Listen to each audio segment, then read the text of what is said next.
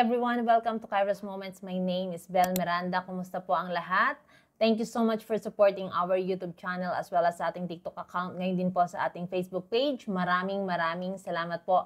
And if you think our videos are inspiring people, I'd like to encourage each and everyone to share, not for me, but for the glory of the Lord Jesus Christ.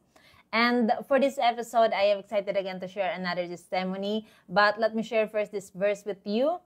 Jeremiah 29:11, for I know the plans I have for you to prosper you and not to harm you, to give you hope and a future. Now, let's talk about for this episode, the Lord will give us not what we want, but what we can handle. Let me say it again. The Lord will give us not what we want, but what we can handle. Now, I know that most of us in the season of waiting, isa siya sa hindi madali na proseso. Once the Lord is telling us to wait. Why? Kasi nga naman minsan nakakainig po mag-wait na what's next. Why? For how many years? I'm praying for this thing. I'm praying for this situation. Bakit walang nangyayari? And yes, I know that in the season of waiting, it's not easy. But in that season, the Lord is molding us. He is shaping us. And He is developing our character. Because hindi mahalaga sa Panginoon ang mga material na bagay na dinidesire natin. Kung ano pa man ang sitwasyon na meron tayo, mas interesado ang Panginoon kung magiging sino tayo. Now, let me begin my testimony. Years ago, before I cannot understand, because I keep on praying also for something sa Panginoon. Lord, give me this. I like this. Lord, sana ganito, ganyan. So, ang dami kong pinagpipray sa Panginoon. And for how many years, nag-aantay ako, and nothing was happening. And lagi ko sinasabi sa ibang videos that if there's one thing na sobra ko pinagpapasalamat sa Panginoon, when the Lord opened my eyes, my heart, and my ears, when the Lord allowed me to understand why kailangan ko pagdaanan ang mga pinagdaanan ko, doon ko na-realize na, Lord, sobrang salamat God that hindi lahat ng pinagdasal ko noon ay binigay mo kaagad. That you allowed me to wait. That you put me in a situation na yes, pwedeng nag-antay ako, pero mas inuna mo sa akin i-develop ang character ko. Because character is very important to God. Now, unprepared blessing is a recipe for failure or destruction. Alam kasi ng Panginoon na, for example, ako, kung nung panahon I realized, lalo na po ngayon, that, Lord, if binigay mo pala sa akin, nung mga panahon na grabe yung prayer ko, I was so aggressive, and Lord, I really like this one. Kung prinosper mo kaagad kami nung mga panahon yun, Panginoon, I realized, no, na sobra pala ako magiging mayabang. And I realized na mas kilala ako ng Panginoon, tayong lahat, kesa sa kilala natin ang sarili natin. Now, where we can say to God that, Lord, I will serve you, Lord.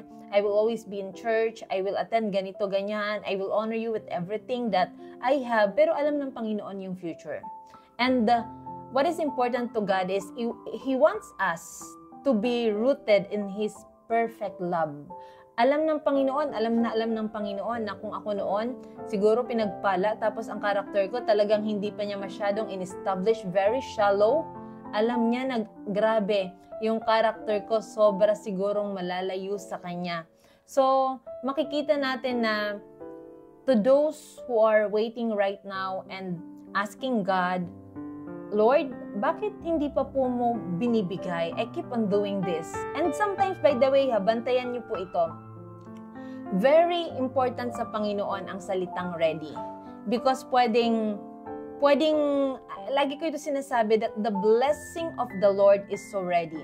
But the question is, are we ready? Dahil baka naman ang gusto ng Panginoon, anak, prepare yourself. Allow yourself na dumaan sa proseso. Because most of us gusto ng blessing pero ayaw ng proseso. At ganun din dati, ay parang, Lord, bakit lagi ko ito kailangan pagdaanan? Lord, bakit kailangan, Lord, na dumaan ako sa ganitong proseso? Galing na po ako dito. And what we realize is this, sasabihin pala sa atin ng Panginoon, anak, back subject mo yan eh. ulit-ulit ka dyan why you're not facing this at hindi mo pinapasa ang testing. Anak, my blessing for you is so ready. The problem is, you are not ready. The moment I pour out the blessing to you, baka mamaya anak, hindi ka ma-make kundi ma-break ka. So you see, very important sa Panginoon ang readiness natin, how ready we are, especially our character. He will not give us, the Lord knows that we have a lot of desires in our heart. Alam ng Panginoon kung ano rin ang magpapasaya sa atin. Pero hindi ibig sabihin na magpapasaya sa atin ay makakabuti na sa atin. Alam ng Panginoon kung ano ang makakasira sa atin. So to my brothers and sisters in Christ, sobrang salamat sa Panginoon na lahat ng pinag-pray ko noon ay hindi niya kaagad binigay, kundi prinoseso niya muna ang aking character. In-establish niya muna yung aking pananampalataya sa Kanya. In-establish niya muna ang aking pagmamahal sa Kanya. That even if these blessings ay dumating na sa'yo, you will not be swayed by any situations. Even the wind may blow, even in difficulty, hindi ka na dyan masasway because you are established in the love of God. And even if whatever na situation natin, kahit ano pa ang marating sa buhay, lalo kung nagsimula sa walang-wala, tapos pinagpala ng Panginoon, alam natin kung kanino ibabalik lahat ng gloria, that we may not say to ourselves na this is because of the work of our hands, that is because I did this, I have struggled so much, and ang dami kong ginawa talaga, I was the one who sacrificed, na hindi yung magiging self-glory, but the glory belongs to God. Na alam natin that when people will ask us, we will always say, it is because of the goodness of God. We will not, in other words, we will not boast. So that's very important to God. So you see, again, if you are waiting for the blessing right now of God, can I tell you again, the blessing of God is so ready. Prepare yourself. Kapag may testing, kapatid, pass the testing. Whatever's that, by the way, when the Lord is giving us a testing, it's not only in difficult moment of our life. The Lord allows prosperity, even difficulty, para i-test tayo. So, let us be mindful sa mga ganyan. Again, napakahalaga sa Panginoon, not what we have, not our position or possession, not our achievements, but who we are in Him. At kung talagang magiging gaano kalalim ang relasyon natin sa Kanya. Because thus we are, and thus we will all return to God. So kapatid, what is important to God, if you are waiting right now, trust God's timing, because your timing, our timing is not His timing. Now Isaiah chapter, can I read this verse? Isaiah chapter 55 verse 8 to 9, For my thoughts are not your thoughts, neither are your ways my ways, declares the Lord. As the heavens are higher than the earth, so are my ways are higher than your ways, and my thoughts than your thoughts. So keep trusting God. And again, be ready na dumaan sa proseso. Dahil ayaw ng Panginoon na pag dumating na ang blessing, tayo pala na nag-aantay ay hindi naman ready. Alam ng Panginoon na if someone na makaka-receive ng blessing niya ay hindi ready, alam ng Panginoon that we will lose it. What we cannot handle, what we cannot manage, we will lose it.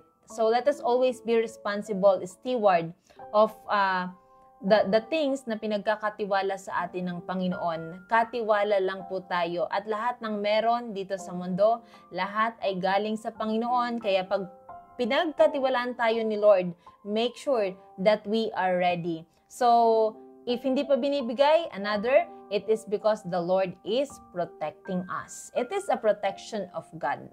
So, dahil mahal na mahal lang tayo ng Panginoon, keep trusting God in everything, and let our lips, and especially even our heart, na laging bukang bibig papuri sa Panginoon, laging magpasalamat sa Panginoon, and of course, laging ipasa ang testing. So thank you, and God bless, to God be all the glory.